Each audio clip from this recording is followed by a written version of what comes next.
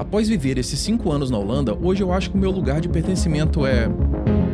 Bem, em 2021 eu me mudei para a Holanda.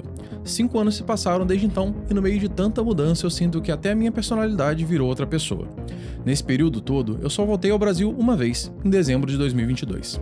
Era uma viagem planejada com uns 7 meses de antecedência mais ou menos, mas que acabou coincidindo com uma perda importante na família. Nem tudo é tão bonito quanto parece quando a gente decide morar fora.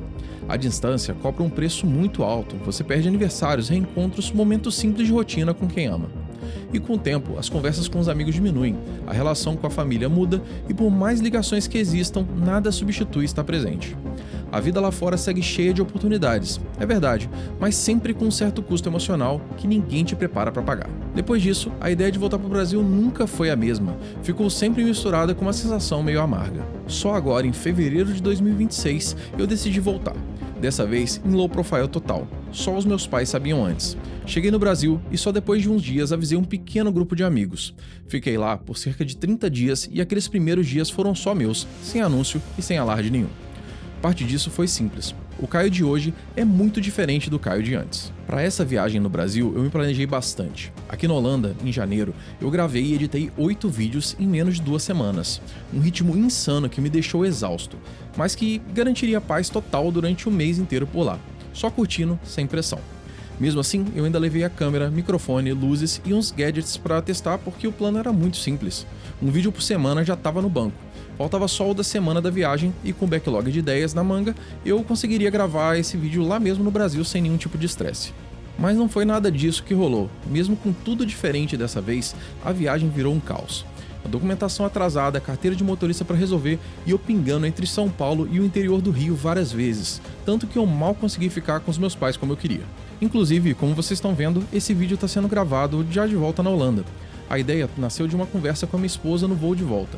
Não é sobre tech, mas eu aposto que muita gente já sentiu isso, que é essa sensação estranha de estar voltando para casa, mas sem ter a menor certeza de onde é a sua casa de verdade. E isso tem um nome, crise de identidade migratória.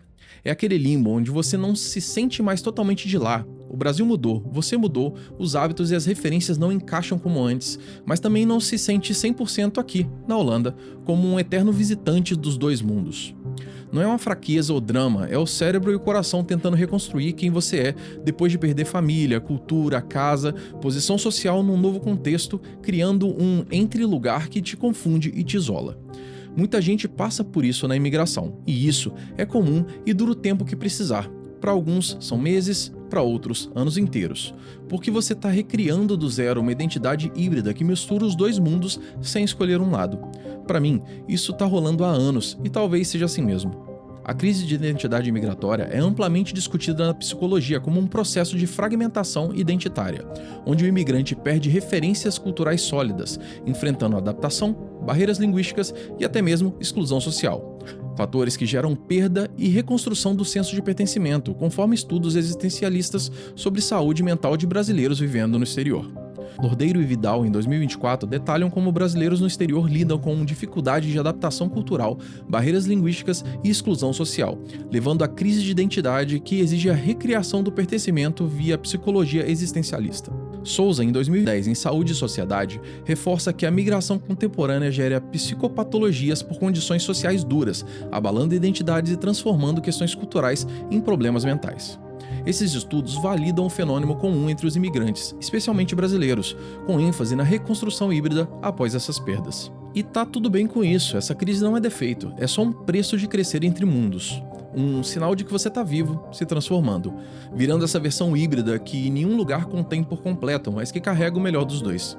O pior é aquela sensação persistente de que falta algo, seja chegando no Brasil, país natal, ou voltando para minha casa na Holanda. Não sei se isso um dia vai passar ou se vai me acompanhar para sempre, mas uma coisa é certa, se eu pudesse escolher de novo, eu não mudaria nada. Após viver esses 5 anos na Holanda, hoje eu acho que o meu lugar de pertencimento é... em lugar nenhum. Eu também não sei se a Holanda vai ser o meu lar para sempre, só sei que hoje eu amo viver por aqui. E isso pode mudar algum dia, um mês ou até mesmo em anos, quem sabe. Claro, a comida brasileira dá um show na holandesa e o inverno europeu é de chorar, mas tem algo nessa mistura improvável que me faz feliz de verdade por aqui. Nós humanos somos feitos para evoluir e mudar, e é o que nos mantém vivos, autênticos e humanos. Raspar a barba uma vez por ano é meu ritual de renovação, um corte radical que simboliza soltar o velho, abraçar o novo e lembrar que a identidade não é fixa, é um fluxo constante entre quem fomos e quem estamos virando. E dessa vez eu quis fazer um vídeo fora da curva, sem tech, só pra botar esse peso pra fora de uma vez. Se você mora longe de casa e já sentiu esse vazio de pertencer em lugar nenhum, me conta aqui nos comentários que eu aposto que eu não tô sozinho nessa. A gente se vê numa próxima e valeu!